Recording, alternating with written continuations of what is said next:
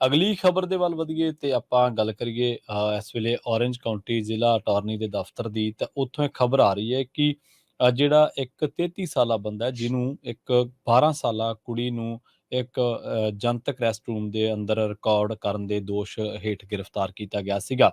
ਇਹ ਘਟਨਾ ਜਿਹੜੀ ਆ ਉਹ ਵਾਪਰੀ ਸੀ ਪਿਛਲੇ ਦਿਨੀ ਇੱਕ ਫੁਲਟਨ ਕੈਲੀਫੋਰਨੀਆ ਦੇ ਇੱਕ ਪਾਰਕ ਦੇ ਵਿੱਚ।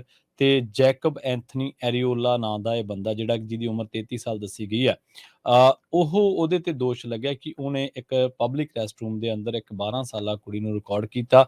ਤੇ ਉਸ ਤੋਂ ਬਾਅਦ ਇਸ ਕੁੜੀ ਦੇ ਮਾਪਿਆਂ ਨੇ ਉਸ ਨੂੰ ਫੜ ਲਿਆ ਸੀ। ਤੇ ਉਹ ਜਦੋਂ ਫੜਨ ਤੋਂ ਬਾਅਦ ਇਸ ਨੂੰ ਪੁਲਿਸ ਦੇ ਹਵਾਲੇ ਜਿਹੜਾ ਉਹ ਕਰ ਦਿੱਤਾ ਗਿਆ। ਪਤਾ ਲੱਗਿਆ ਕਿ ਇਹ ਫੁਲਟਨ ਪਾਰਕ ਦੇ ਵਿੱਚ ਪਹਿਲਾਂ ਵੀ ਅਜਿਹੀਆਂ ਹਰਕਤਾਂ ਨੂੰ ਅੰਜਾਮ ਦੇ ਚੁੱਕਿਆ ਹੈ।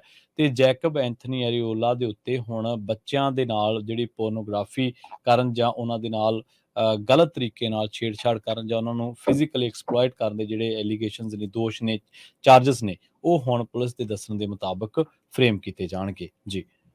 जी, बिल्कुल।